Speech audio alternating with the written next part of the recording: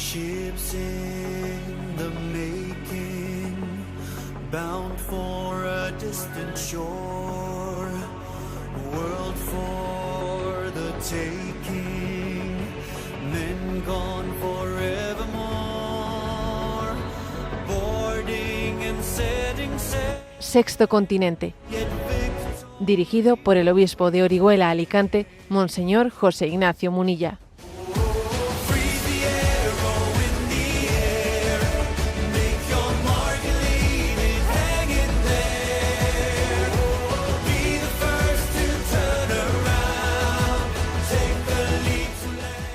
Un cordial saludo a todos los oyentes de Radio María. Un día más, con la gracia del Señor, nos disponemos a realizar este programa radiofónico llamado Sexto Continente, que lunes y viernes de 8 a 9 de la mañana, una hora antes en las Islas Canarias, una hora menos en las Islas Canarias, realizamos aquí en directo en Radio María España. Hoy quiero comenzar pues haciendo un comentario de una de esas pequeñas píldoras que lanzamos diariamente en el Sexto Continente. A ver, Sexto Continente, a veces algún oyente me pregunta, oiga, ¿de dónde viene el nombre del programa? La mayoría lo sabéis, pero como va habiendo nuevos oyentes, pues algunos preguntan de vez en cuando. Sexto Continente, nace este nombre de este programa de aquella invitación que hizo Benedicto XVI a evangelizar el continente digital. Cuando se descubrió América, pues era un nuevo continente, ¿no?, a evangelizar. Bueno, pues Benedicto XVI utilizó esa imagen. Este es un nuevo continente a evangelizar, es el Sexto Continente.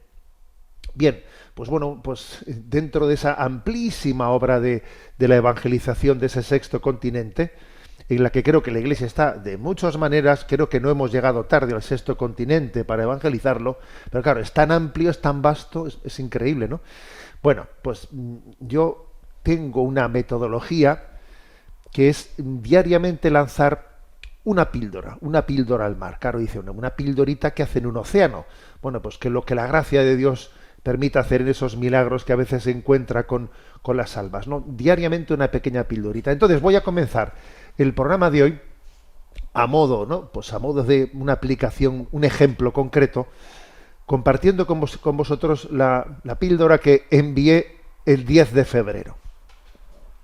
Y el 10 de febrero envié pues una imagen en la que pues alguien está siendo insultado, está siendo ofendido, y él dice, bueno, no quiero entrar al trapo, no me voy a dar por ofendido, ¿no? Y bueno, pues entonces el mensaje que compartí fue el siguiente: cuando no hay ego para defender, cuando no hay ego que defender, no hay flecha que pueda alcanzarte.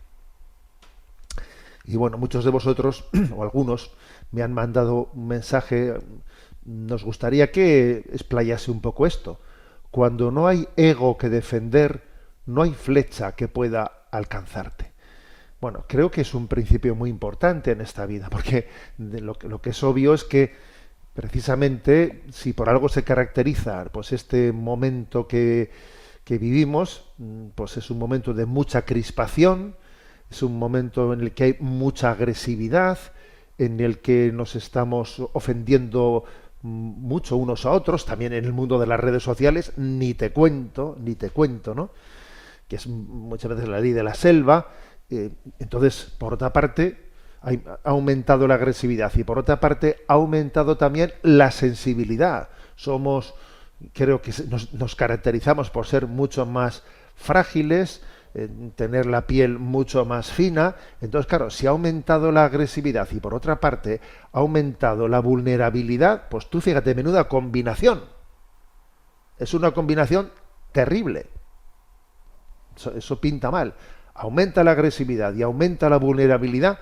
Bueno, pues es que claro, pero yo lo que quiero con este mensaje, ¿no?, cuando no hay ego que defender, no hay flecha que pueda alcanzarte. Yo lo que quiero subrayar es que estamos sufriendo mucho por nuestra vanidad, por nuestro ego, por nuestro amor propio. Porque claro, si en la vida actuamos por amor propio y no por la gloria de Dios, pues entonces sufrimos muchísimo, ¿no? Enseguida vemos mi amor propio herido, enseguida nos sentimos ofendidos en nuestra honra, y entonces nos metemos en un callejón sin salida, ¿no? Sin salida. Y claro, esto no es nuevo, señores, no es nuevo. Esto ha sido de toda la vida de Dios, nos ha acompañado esa tentación, ¿no? La tentación de la honra, la tentación de la vanidad, del ego, ¿no? Bueno, para hacer este comentario he echado mano del libro de la vida de Santa Teresa de Jesús, ¿no? La cual en el siglo XVI, con una frescura impresionante, habló mucho del punto de honra. Tenemos ahí un punto de honra, decía ella, un punto de honra que es capaz de descarrilarnos, ¿no? Entonces dice ella en el capítulo 31 del libro de la vida, ¿no?, que ve personas que son santas en sus obras, que hacen cosas por los demás tan grandes que admiran, ¿no? Dice, válgame Dios. Pero ¿cómo es posible tanta perfección? Dice, pero, de repente, que tiene un punto de honra. Y entonces ahí lo pierde todo, ¿eh? Y dice ya, y lo peor que tiene es que no quiere entender que tiene ese punto de honra. Y es porque algunas veces les hace entender el demonio que es obligado tenerlo. Dice Santa Teresa de Jesús, el capítulo 31 de la vida. Dice, fíjate, me he encontrado personas que hacen obras maravillosas, ¿no? Que son, vamos, trabajadores a tope, pero hoy mira por dónde tiene un punto de honra que es que eso, vamos, que no se lo toquen, ¿eh? Y repito, que dice, ¿no? Y lo peor es que que no quiere darse cuenta de que tiene ese punto de honra. Y lo peor todavía es que el demonio le ha hecho entender que es obligado tener un punto de honra. Entonces, claro, estamos perdidos, ¿no? Y ahí es ahí donde estamos sufriendo indebidamente, ¿no? ¿Cuántos de los sufrimientos que tenemos en este momento, tú y yo, puede ser perfectamente por nuestro amor propio, por nuestro orgullo? A ver, el orgullo era verde y se lo comió el burro, ¿eh? Y lo que tenemos que pedirle a Dios es que purifique nuestro ego, que las cosas las hagamos por la gloria de Dios, y que cuando somos atacados y cuando somos, entre comillas, humillados, ¿no?, que nos demos cuenta de sí. A ver, que cuando no hay ego para defender, no hay flecha que pueda alcanzarte. Este es un principio clave, básico, fundamental. Que Dios purifique nuestro ego, que las cosas las hagamos por la gloria de Dios, sin puntos de honra, como diría Santa Teresa de Jesús, que eso es lo que autentificará nuestra vida. Láncese pues esta pildorilla, ¿no?, a ese sexto continente, y que el alma que la necesite la acoja. Sexto Continente es un programa que tiene interacción con los que sois usuarios de redes sociales en Instagram y en Twitter a través de la cuenta @obispo_munilla. En Facebook a través de la página que lleva mi nombre personal, de José Ignacio Munilla. Los programas anteriores están a vuestra disposición tanto en el podcast de Radio María como en las plataformas de iVoox, Spotify y también en el canal de YouTube En Ti Confío. En la página web multimedia www.enticonfio.org también allí se puede acceder a los programas anteriores de Sexto Continente y a otro mucho material de evangelización que vamos allí poco a poco pues publicando. Bueno, vamos adelante. ¿Qué tema principal he elegido para el día de hoy? Bueno, pues ahora lo voy a abordar.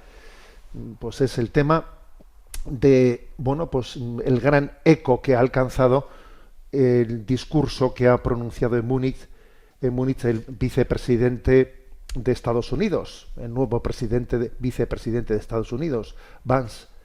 Ha pronunciado un discurso que ha tenido, pues que está teniendo un gran eco, ¿no? Y quiero abordarlo en concreto, ¿no? Sobre todo ha habido una frase que ha escocido mucho, ¿no? La frase de que lo más preocupante es nuestra pérdida de valores, ¿no? Bueno, incluso se ha atrevido a decir que es más preocupante, ¿no?, que nuestros enemigos exteriores es nuestra pérdida de valores interna. Bueno, vamos a hablar sobre ello y quiero, pero antes de meterme en ese discernimiento, quiero recordar, ¿no? Quiero recordar que la vocación de este programa de Sexto Continente es interpretar el tiempo presente. Sexto Continente nació con esta vocación de hacer una lectura de la realidad desde la perspectiva de la doctrina social católica. Y bueno, yo soy consciente, claro, que tiene sus riesgos. Tiene sus riesgos porque, claro, tú, aunque primero que puedes también tener, claro, puedes tener una lectura que en algunos aspectos seguro que puede ser matizable, con toda seguridad, ¿no?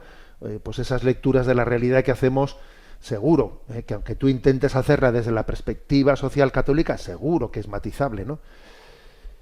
Y también creo que pasa otra cosa, ¿no? Pasa que a veces existe una presión tremenda, presión desde las ideologías que no nos hacen fácil hacer estas lecturas, pues porque claro, como muchas veces las lecturas son políticamente incorrectas, pues no veas tú la presión, ¿no?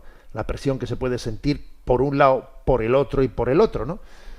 Pero bueno, para eso también está lo que decíamos, que tenemos que tener cero ego para hacer las cosas por la gloria de Dios y no para lo que vayan a decir de uno. Pero quiero subrayar algo que ocurre, ¿no? Que cuando un servidor pues hace algún comentario desde la perspectiva cristiana, sobre, por ejemplo, esto que me dispongo a hacer, ¿no?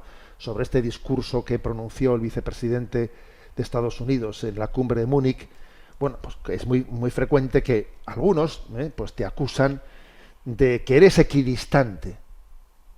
He leído por ahí algún artículo, ¿no? Munilla, el Sexto Continente pretende no hacer una lectura equidistante, analizar la realidad equidistante, de una manera equidistante. Entonces, bueno, en concreto, pues el hecho de que yo en un programa anterior hubiese hablado de las luces y las sombras de Donald Trump, ¿no? Pues claro, a algunos les parece que eso hablar de luces y sombras, que eso es ser equidistante. Que una de dos, o estás a favor o estás en contra. ¿Tú en qué bando estás?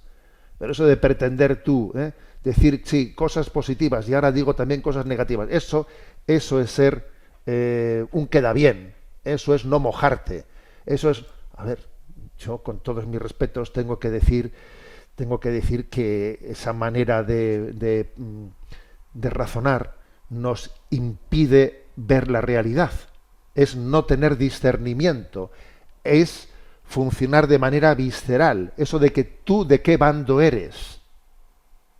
A ver, por Dios, es tremendo. Incluso no algún correo electrónico he recibido, que no suelo entrar yo a contestar eso, porque claro, es que primero que no tengo tiempo, que es imposible. ¿A usted cuánto le pagan por haber criticado pues lo que hizo Trump? Oiga, mire usted, yo he hecho el discernimiento sobre lo que un presidente de gobierno ha hecho, que creo que ha tenido aspectos que han sido pues valientes y luminosos, ¿no? Y creo que en otros aspectos ha sido verdaderamente errático, ¿no? Y entonces pensar que yo ahora no me adscribo a ningún bando, a ver, mire usted, yo no me imagino a Jesucristo haciendo suya una determinada bandera.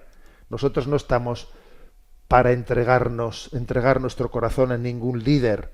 Nosotros no estamos para hacerlo. Es más, la Sagrada Escritura, este mismo domingo, ayer, ¿no? En la primera lectura, decía Jeremías 17:5, maldito el que confía en el hombre. Ojo, maldito el que confía en el hombre. O sea, el Señor nos llama a amar al prójimo, pero no a poner nuestra esperanza en el prójimo. No, mi esperanza no está en el prójimo. Mi esperanza no está en un político. No está en un político, ¿no? Entonces, nosotros no estamos para entregarnos a una bandera. Y tenemos que tener capacidad de discernimiento sin tener el corazón entregado a nadie, ¿no? Yo me acuerdo mucho de ese adagio que se suele atribuir a Aristóteles, Amicus Plato sed magis amica veritas. Este adagio se dice de que, bueno, en una ocasión pues estaban diciéndole a Aristóteles, oye Aristóteles, oye, que tu amigo Platón dice esto. Bueno, pues entonces si tu amigo Platón dice esto, tú también tienes que pensar lo mismo, ¿no? Entonces él dijo, un momento, amicus Plato sed magis amica veritas, que es decir, yo seré amigo de Platón, pero soy más amigo de la verdad. Entonces a mí no me digas es que Platón ha dicho esto, y que si lo ha dicho Platón, pues todos tenemos que asumir lo que diga Platón. Pues no, yo soy más amigo de la verdad que de Platón. Pues lo mismo tenemos que aplicar a nuestra sensibilidad. Tú puedes tener una sensibilidad política, pero lo que no puede ser es que a la hora de discernir la realidad seas más amigo, estés más adscrito a tu sensibilidad política que a la objetividad del discernimiento desde el Evangelio y la doctrina social. Hay unos valores objetivos desde los cuales tenemos que leerla, hacer una lectura de la realidad, ¿no? Bueno, por eso, bien, digo porque soy consciente, ¿no?, de que yo voy a hacer una lectura en la que me van a decir, es usted equidistante, no quiere usted casarse con nadie. Claro que no quiero casarme con nadie, pero porque creo que estamos llamados a casarnos con Jesucristo, y porque creo además que, por desgracia, tenemos una falta de líderes íntegros y coherentes, que falta integridad, y que estamos viendo cómo, por una parte, ¿no?, hay una tendencia desquiciante del nuevo orden mundial que está acabando con la libertad de expresión, que acaba con la libertad de pensamiento, que estamos rompiendo con nuestras raíces cristianas, que pretende hasta reinventar qué es el hombre, pretende reinventar la antropología, pretende censurarlo todo, un intervencionismo increíble, ¿no? O sea, una especie de comunismo a la occidental, ¿no?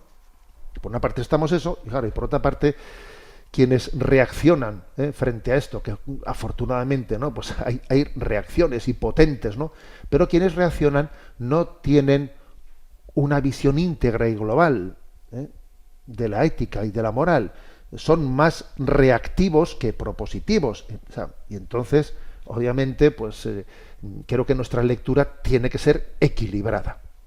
Bueno, y dicho esto, me voy a adentrar en ese discurso. Fue un discurso de 18 minutos que se pronunció en la cumbre de Múnich. Ha dado mucho que hablar. Como digo, se ha organizado un gran debate. Algunos se han sentido ofendidos. La noticia de esta mañana es que Macron, el presidente de Francia, pretende convocar otra cumbre de urgencia, pues un poco como porque Europa se ha sentido agredida hacia lo que el vicepresidente de Estados Unidos dijo. Bueno, ha escocido, ¿no? Fueron tan solo 18 minutos, 18 minutos en los que, bueno, pues en primer lugar, yo diría los tres temas, bueno, la verdad es que ahí se tocaron bastantes temas, pero posiblemente los tres temas principales fueron el tema de la libertad de expresión, el tema de la inmigración y el de la guerra de Ucrania, ¿no? Y ante todo y sobre todo hubo una frase clave, ¿no? La frase de decir que nuestro principal enemigo no lo teníamos fuera. Nuestro principal enemigo, dijo él, no es ni siquiera Rusia ni China. Nuestro principal enemigo es nuestra pérdida de valores. Y creo que es absolutamente cierto. Quizás en lo que, en mi opinión, se equivocó es no hablar en primera persona del plural, porque a veces cuando dices el principal problema que tienes tú, no, el principal problema que tenemos todos es la pérdida de valores. Posiblemente dijo una gran verdad que tenía que haberla pronunciado en primera persona del plural. Este no es el problema de Europa, es el problema del mundo, de Occidente principalmente. El pronunciar una cosa en primera persona del plural tiene su importancia. Pero bueno, vamos un poco a la afirmación objetiva. Claro que es obvio que nuestro principal problema es el de la pérdida de valores, ¿no? Él sobre todo lo centró en la libertad de expresión.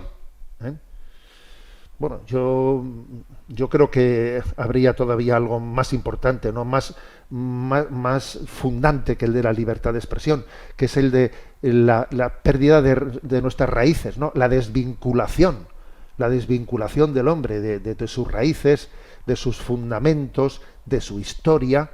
¿Eh? Pero bueno, él lo centró en que es llamativa como Occidente, que antaño había sido, ¿no?, el defensora de la libertad de expresión, ahora de repente nos ha entrado la censura. Se censura todo lo que no es políticamente correcto. Y eso es así, ¿eh? Por mucho que escueza, eso es así. Hemos entrado en una época de la cancelación que es increíble. Ahora, lo que será muy importante es que Vance se recuerde que esa censura principalmente se ha aplicado desde Estados Unidos, y que recuerde que hace todavía poquísimas semanas Mark Zuckerberg, pues el dueño de Meta, reconoció que él había hecho, ¿no?, pues desde Estados Unidos esa cancelación y esa censura a todas las noticias que se quieren transmitir en el mundo, ¿no? Y que con la excusa de la desinformación y con la excusa del delito de odio, o sea, es decir, que cualquiera que critique, por ejemplo, cualquiera que no esté de acuerdo con la antropología LGTB, le califican de delito de odio. O sea, disentir es odiar. Óigame usted, yo no estoy de acuerdo con esto, en absoluto. Yo soy por eso fóbico, que voy a ser fóbico. Yo no estoy de acuerdo con esa pretensión de intentar imponer una antropología de Estado. Y eso es ser fóbico. ¿Qué pasa? Entonces no puedo pensar, tengo que renunciar a pensar con libertad, ¿no? Bueno, pues eso es obvio que ha ocurrido. Ahora, repito, yo creo que el error de Vance es decir que ese es un problema de Europa, porque de hecho esta misma semana, pues hemos conocido como un sacerdote católico de Nueva Jersey, pues resulta que puede ir a la cárcel, o por lo menos está encausado, pues por protestar pacíficamente contra el aborto. O sea, que es que eso ocurre allí y acá, ¿eh? Entonces, creo que esa denuncia que él hizo, de que cómo es posible que se haya perdido, ¿no?, pues algo que nos ha caracterizado, que es la libertad de conciencia, la libertad de pensamiento, la libertad de expresión, la libertad religiosa. ¿Cómo es posible que eso se haya puesto en cuestión? Pues es cierto. Ahora, creo también, por decir los pros y los contras, ¿no?, que de Vance se equivocó en algún ejemplo que puso. Por ejemplo, cuando porque es verdad que puede existir también el delito de odio, puede existir la incitación al odio. Entonces, el ejemplo que puso en su discurso de cómo un activista cristiano en Suecia ha sido encausado por haber participado en una quema pública de libros del Corán, pues yo creo que se equivocó Vance, porque, a ver, en ese caso concreto sí existe una incitación al odio. No es correcto que nadie haga una hoguera quemando libros del Corán. Eso no es libertad de expresión.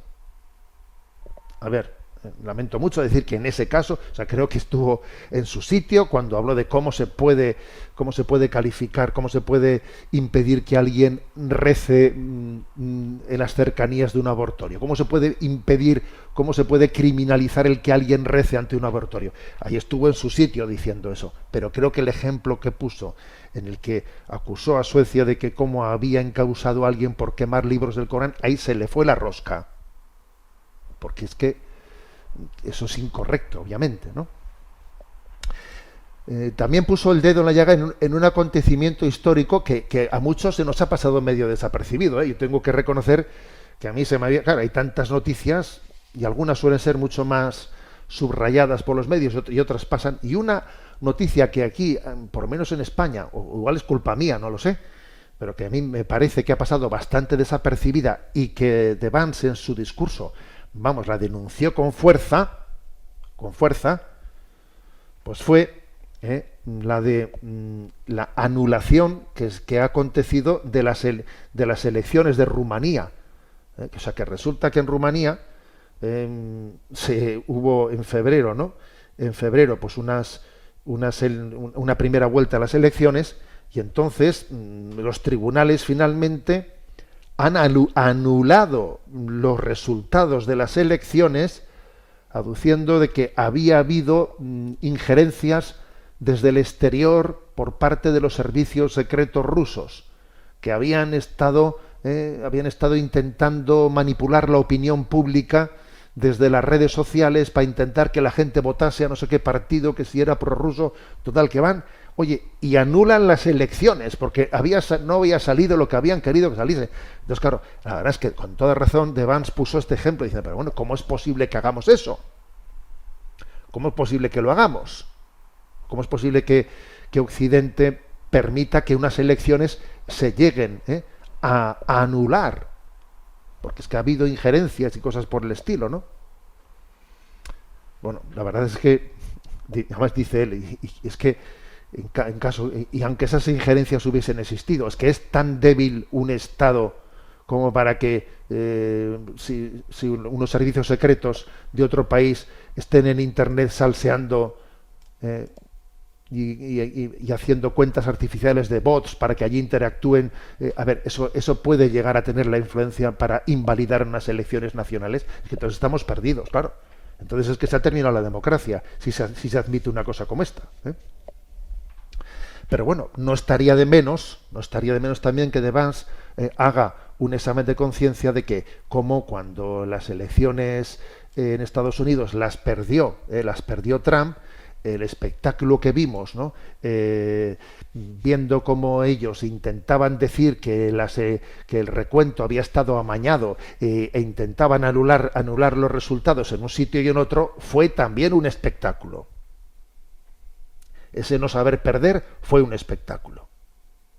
Claro, aquí únicamente ponemos lo que concierne a otro, y uno no tiene la capacidad de ver lo que pasa en su propia casa. Bien, pues creo que tuvo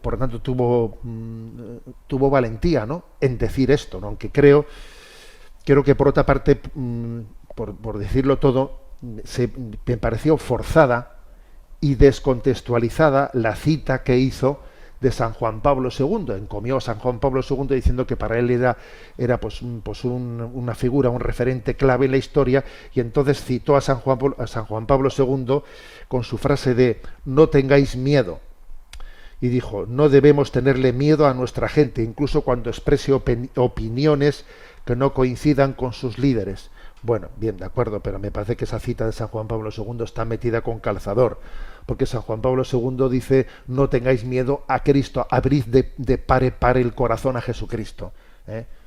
No, San Juan Pablo II no se estaba refiriendo a tener miedo de los resultados de las elecciones, que además también, bueno, por supuesto que hay que respetar las reglas de la democracia, y que es una barbaridad lo que aconteció en Rumanía de anular unas elecciones, pero vamos a ver, pero la democracia no es de institución divina, no olvidemos que las elecciones no dan la razón, sino que otorgan el poder, pero no dan la razón, ¿no? Y lo que San Juan Pablo II sí dijo, en su encíclica Veritatis Splendor, es que la democracia por la democracia no nos... la voluntad de la mayoría por la voluntad de la mayoría no nos va a salvar, Sí que es importante respetarla, por supuesto, pero que la democracia por la democracia no nos salva, Es frase de San Juan Pablo II que la democracia sin valores se puede llegar a convertir en un totalitarismo visible o encubierto. Eso está en el número 101 de Veritatis Splendor. Dice San Juan Pablo II: después de la caída de las ideologías existe un peligro no menos grave. Es el riesgo de la alianza entre democracia y relativismo ético. Una democracia sin valores se convierte con facilidad en un totalitarismo visible o encubierto. Una frase de San Juan Pablo II impactante, pues porque obviamente es lo que estamos viendo que ocurre, ¿no? Por tanto, lo que De Vance dijo sobre el no respeto a la libertad de expresión, de opinión, hacia esa tendencia a la censura, es que era absolutamente cierto. Lo que ocurre es que hay que decirle, claro, pero esto por desgracia no ha acontecido únicamente en alguna nación de Europa, sino que se trata de una estrategia del nuevo orden mundial, en la que desde las grandes tecnológicas de Estados Unidos ha habido una influencia determinante. Bueno, la segunda cuestión, el segundo tema, ¿no?, que abordó en su discurso, no fue totalmente punto A, punto B, punto C, no es así, pero bueno, yo extraigo los temas importantes. Fue el tema de la inmigración. Él, claro, mostró la preocupación, la alarma de que Occidente se haya abierto a una inmigración de una manera descontrolada y ahora tengamos un problema de seguridad. Incluso hizo mención en su discurso como había habido un atentado por parte de un supuesto islamista en los días en vísperas, ¿no? En vísperas de ese discurso en Múnich, un coche había arrollado a no sé cuántas personas que estaban en una manifestación, y entonces hoy es un auténtico drama lo que había ocurrido, y claro, pues quien conducía ese coche, pues era pues un radical islámico que había entrado y que tenía orden de expulsión, y etcétera, ¿no? Entonces él, en ese contexto, expresó sus condolencias y dijo, no puede ser como hemos abierto, o como Europa ha abierto sus fronteras a la inmigración sin discernimiento. También dijo que en Estados Unidos estaban en las mismas, cuando dijo de que 1 de cada 5 habitantes, ¿no?, pues en muchos países europeos y en Estados Unidos habían nacido fuera. Bueno, y entonces creo que la manera que él tuvo de afrontar el tema de la inmigración, obviamente, pues se limitó a hablar de los peligros de una inmigración indiscriminada, pero obviamente no matizó las cosas y no hizo una visión de conjunto, ¿no? Entonces, claro que es cierto que todo Estado tiene el derecho y deber de controlar sus fronteras. Claro que eso es verdad. Eso lo ha dicho en varias ocasiones el Papa Francisco, Todo Estado tiene el derecho y deber de controlar sus fronteras. Pero es que el tema hay que abordarlo en su complejidad. Entonces, como más de una vez he dicho, hay un punto del Catecismo 2241 en el que se aborda el tema de nuestro posicionamiento moral ante la inmigración con equilibrio. El punto 2441 dice 3 cosas, y las 3 son importantes. Y el que uno aborde el tema de la inmigración únicamente por un punto y olvide los otros 2, o lo aborde por el segundo, por el tercero y olvide los otros, no puede ser. Los 3 tienen que ser conjuntamente abordados, ¿no? Y ese punto dice, punto primero, las naciones más prósperas tienen el deber de acoger en cuanto sea posible al extranjero que busca la seguridad y los medios de vida que no puede encontrar en su país de origen. Las autoridades deben velar para que se respete el derecho natural que coloca al huésped bajo la protección de quienes lo reciben. Es un principio de solidaridad. O sea, porque formamos todos una humanidad. Entonces existe un principio de solidaridad entre toda la familia humana. Esto existe. Claro que dice en cuanto sea posible, en cuanto sea prudente, pero existe un deber de solidaridad. Luego, en segundo lugar, dice, las autoridades civiles, atendiendo al bien común de aquellos que tienen a su cargo, pueden subordinar el ejercicio del derecho de inmigración a diversas condiciones jurídicas, especialmente lo que concierne a los deberes de los inmigrantes respecto al país de adopción. O sea, es decir, que las autoridades civiles tienen que discernir la prudencia de cómo, en qué cantidad, de qué lugares de origen, yo qué sé, y de qué formas acceden. O sea, las autoridades civiles tienen que ejercer ese discernimiento, esa autoridad en el discernimiento. Lo dice el Catecismo de la Iglesia Católica. Y en tercer lugar, dice, el inmigrante está obligado a respetar con gratitud el patrimonio material y espiritual del país que le acoge, a obedecer sus leyes y contribuir a sus cargas. A ver, claro, clarísimo, ¿no? O sea, que un inmigrante va a otro país, en ese país él tiene un deber de estar abierto al patrimonio material y espiritual de ese país. Lo que no puede ser es que yo vaya a otra nación y allí no respete pues la tradición espiritual de ese país y pretenda yo hacer allí pues una especie de célula desde la cual reviente el país al que he ido a migrar. O sea, estas tres afirmaciones son claves y para hacer un juicio moral de discernimiento, ¿no? Por eso creo que aunque esto que voy a decir ahora no estaba en el discurso de Vance, claro, Vance había hecho anteriormente unas afirmaciones justificando, ¿no?, la política migratoria del gobierno de Trump en base al principio del ordo amoris. Ordo amoris, o sea, él lo citó porque él es católico y citó esta expresión del ordo amoris diciendo que tiene que haber una orden en el amor. Entonces, ese orden en el amor es que primero es el amor a los de casa y luego es a los de fuera. Primero hay que comenzar amando a los que tienes dentro y luego ya veremos a ver con los de fuera, ¿no? Él justificó con la doctrina del ordo amoris pues lo que el plan de expulsión de los inmigrantes de Estados Unidos de Trump.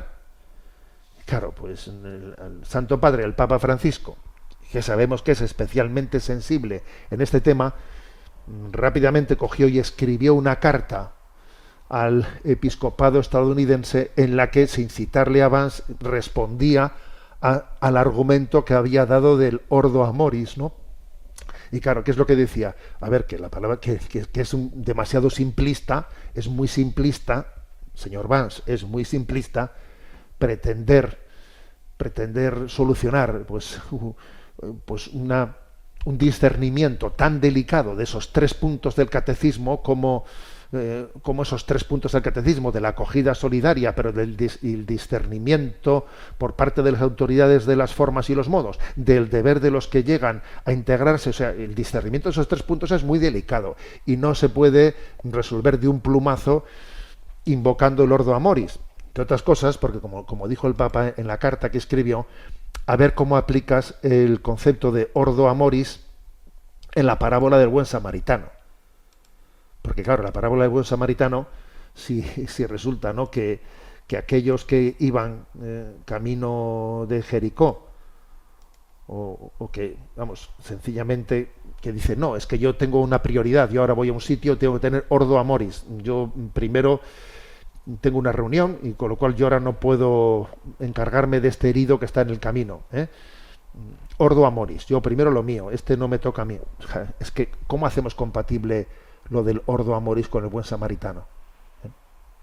Claro, es que las deportaciones, tal y como se están planteando en Estados Unidos, están saltando todas las cautelas humanitarias. Claro que habrá que hacer algunas deportaciones, porque es obvio que ha podido haber errores muy graves en las que ha podido entrar pues determinada inmigración que está ligada a grupos de presión islamistas. Eso es obvio que ha ocurrido. Es obvio que ha ocurrido. Y tendrá que haber incluso pues unos discernimientos sobre si determinadas iglesias o centros de culto islámicos, centros de culto islámicos están ligados a grupos radicales islamistas. Ese discernimiento hay que hacerlo. Bueno, pero es que eso es una cosa, y otra cosa es, por ejemplo, el hecho de que se haya derogado en Estados Unidos las normas humanitarias de que las iglesias, las escuelas y los hospitales sean lugares en los que se pueden detener a los inmigrantes ilegales que están en ellos. Es que resulta que en Estados Unidos en este momento, pues ¿qué es lo que se ha hecho? Se ha derogado las normas por las cuales se prohibía que la policía entrase en las iglesias para detener a las personas que están dentro de las iglesias celebrando el culto, porque son ilegales. O en las escuelas, entrando allí en las escuelas, y qué niños son aquí ilegales. Y en los hospitales lo mismo. Entonces, ¿qué está ocurriendo en Estados Unidos? Pues que, claro, que los niños de las familias que están irregularmente en Estados Unidos están dejando de ir a las escuelas y están dejando de ir a las iglesias, incluso a los hospitales, porque saben que pueden ser detenidos. A ver, no se puede recurrir a buscar una finalidad saltando cualquier norma humanitaria por medio. Es que el fin no justifica los medios, ¿no? Es que es un tema muy delicado que tendrá que ser discernido, ¿no? Además, no tiene sentido aplicar los mismos criterios hacia todas las inmigraciones. Hay que tener en cuenta muchas cosas. Por ejemplo, la historia.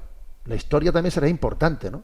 Por ejemplo, pues yo creo que la historia de Estados Unidos para con México es importante tenerla en cuenta.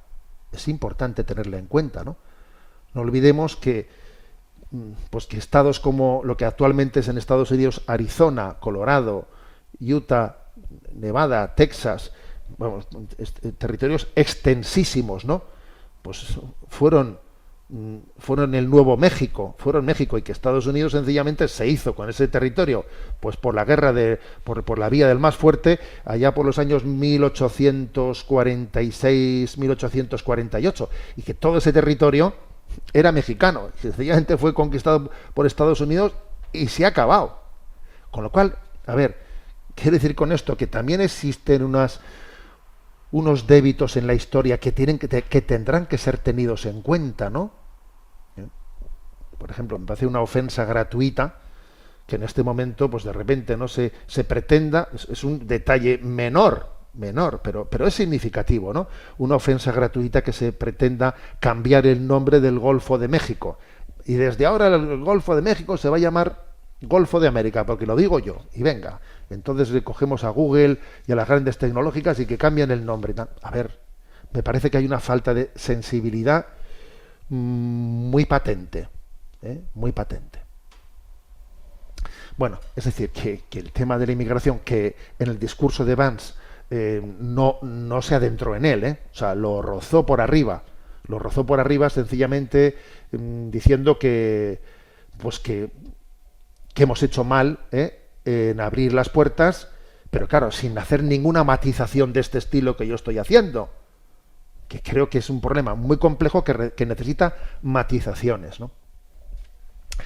Bien, y el tema de Ucrania, pero vamos a tener nuestro momento de oración, nuestro momento de oración, y lo voy a hacer con una canción de Yen Verde, este conjunto que hace mucho tiempo que ya no poníamos en antena, un conjunto musical ligado al movimiento focolar, que tiene esta preciosa canción, que no ha sido muy conocida, una preciosa canción sobre el Ave María. El título de la canción es Esperanza Nuestra. Lo escuchamos.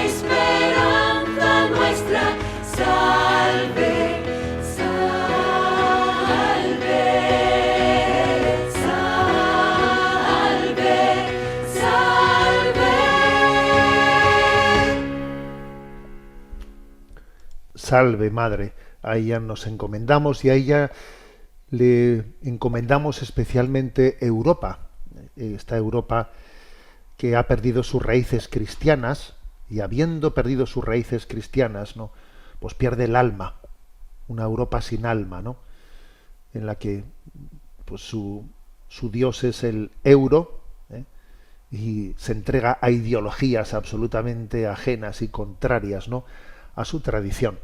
Bueno, estábamos haciendo un comentario del discurso del vicepresidente de Estados Unidos, Vance, en esa cumbre de Múnich, que ha dado mucho para hablar, ¿no? Pues unos titulares que mayoritariamente pues son críticos en el mundo de la izquierda y son favorables en el mundo de la derecha, ¿no? Bueno, pero desde este programa queremos tener otra visión distinta, que ni derecha ni izquierda, ni tenemos otra perspectiva y queremos desarrollarla, ¿no?, siendo conscientes de que, claro, nosotros estamos hablando de temas delicados en los que el justo equilibrio y prudencia pues solamente lo puede dar el Espíritu Santo, y quien habla pues le pide su luz, pero estoy totalmente consciente de que todo lo que estamos diciendo, por supuesto, que será matizable. Se llega al tema de Ucrania, ¿no?, que también de Vance lo soltó en su discurso, pero no lo abordó en profundidad, ¿no? Pero claro, ahora resulta que llega pues un nuevo presidente de gobierno de Trump y dice, a ver, esta guerra se va a acabar, se va a acabar. Y claro, pues obviamente no podemos sino escuchar con alegría, ¿no?, con alegría esto, pero claro, cuando uno ve esto, pues llega a la siguiente conclusión. A ver, está claro, bueno, desde el punto de vista moral está clarísimo quién ha sido el agresor y quién ha sido el culpable moralmente, aunque habría más historia por detrás, pero obviamente una invasión en pleno siglo XXI como la que ha acontecido tiene un culpable moral, y está claro que ha sido Rusia, ¿no?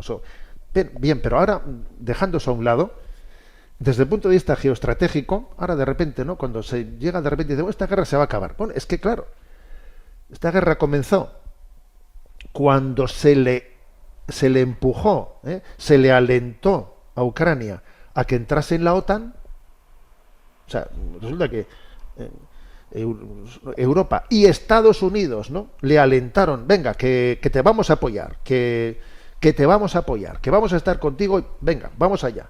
Y así comienza este lío y termina cuando deciden, bueno, basta ya no vamos a meter más dinero en esto, hasta aquí hemos llegado.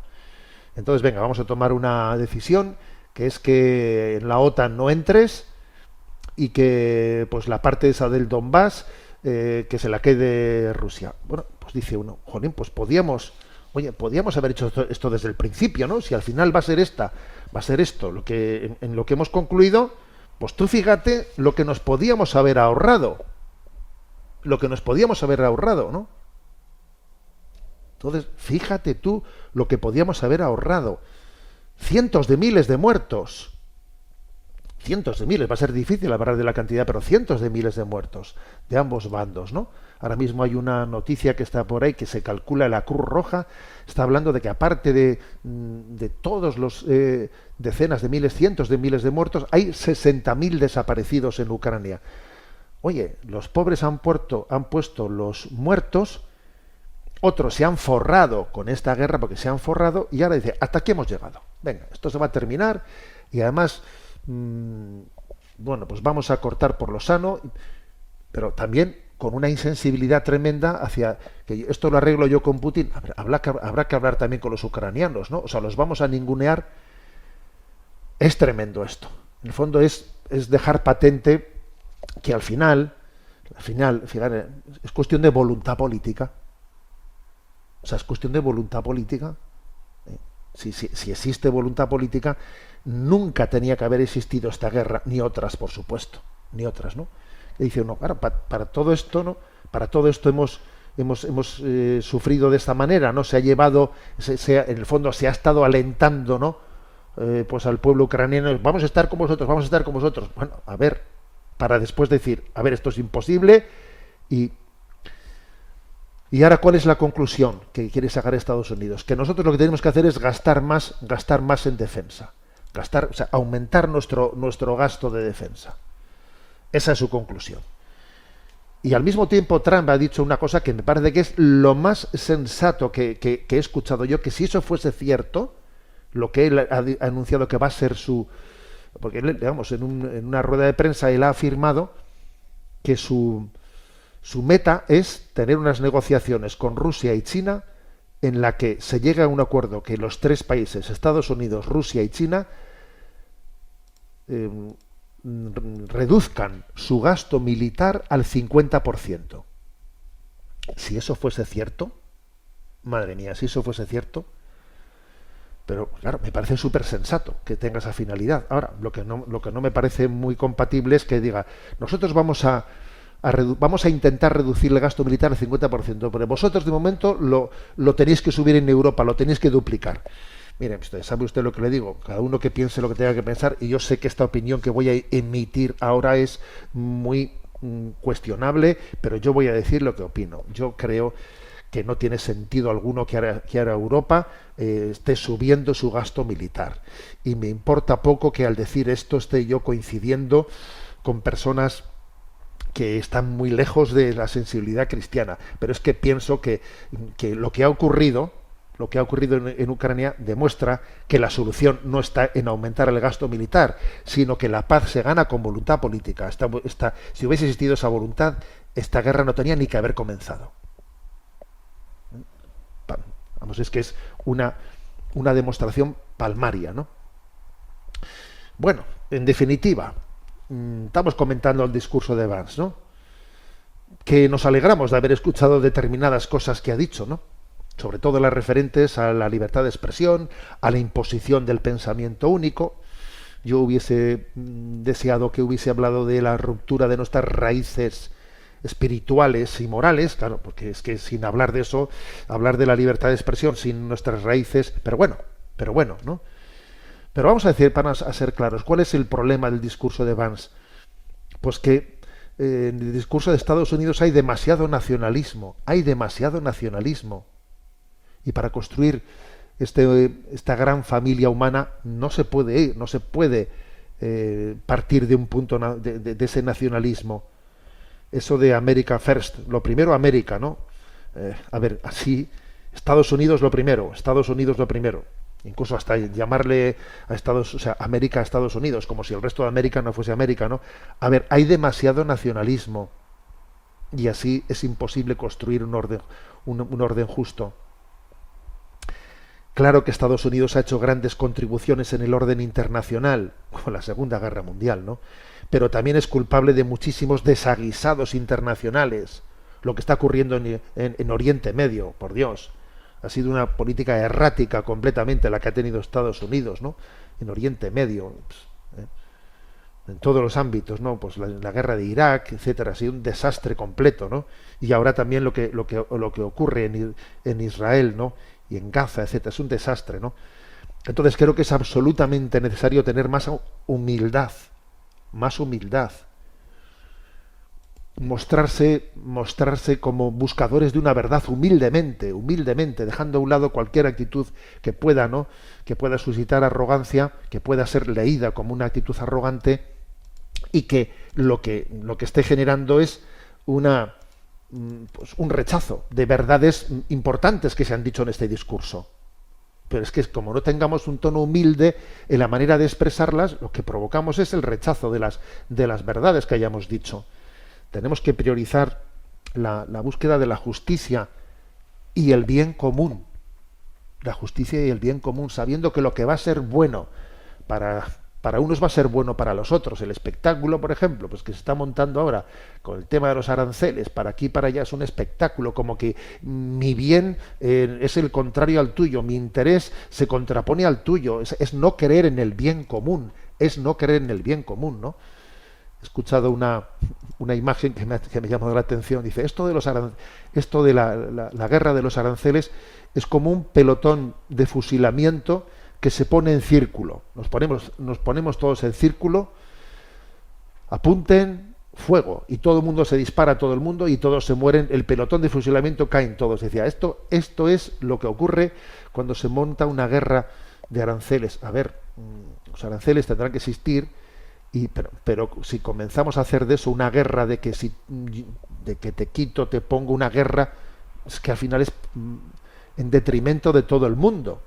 O sea, no creemos en un bien común, porque nos falta un concepto de justicia plena, porque partimos de mi yo, de mi nacionalismo, de que mis intereses en el fondo están construidos de una manera dialéctica frente al del otro. Si el otro crece, es en mi contra. Y si yo crezco, tiene que ser sacrificando el bien del otro. O sea, en el fondo, esa visión dialéctica de la historia está detrás de esto. No se cree en el bien común. Bueno, pues Europa en este momento está hablando y hablando de este discurso. Se habla de la convocatoria de una nueva cumbre, ¿no?, para responder a este discurso. Bueno, que Dios nos dé el don del discernimiento, ¿sabéis? Que Dios nos dé el don de lo que en este programa de Sexto Continente repetimos, ¿no?, de leer, de interpretar el tiempo presente. Esa famosa frase del Evangelio. ¿Sois capaces de ver los signos meteorológicos? Cuando viene el viento sur, o cuando viene la nube, dice, chaparrón tenemos, viene el viento sur, y no sois capaces de interpretar el tiempo presente. Que Dios nos dé la luz del Espíritu para poder interpretar este tiempo que vivimos. La bendición de Dios Todopoderoso, Padre, Hijo y Espíritu Santo, descienda sobre vosotros. Alabado sea Jesucristo.